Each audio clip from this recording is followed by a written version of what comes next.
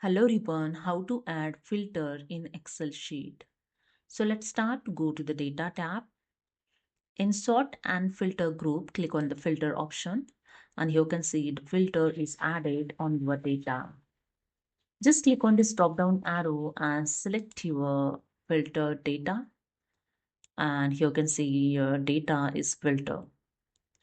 To clear this filter, again go to the data tab. In sort and filter group, click on the clear and here you can see the filter is clear.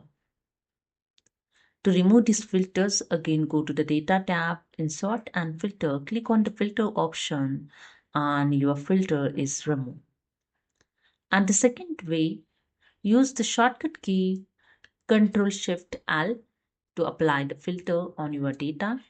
Same as again you can press the Ctrl Shift L to remove filter. Hope you understood. Subscribe the channel. Thank you.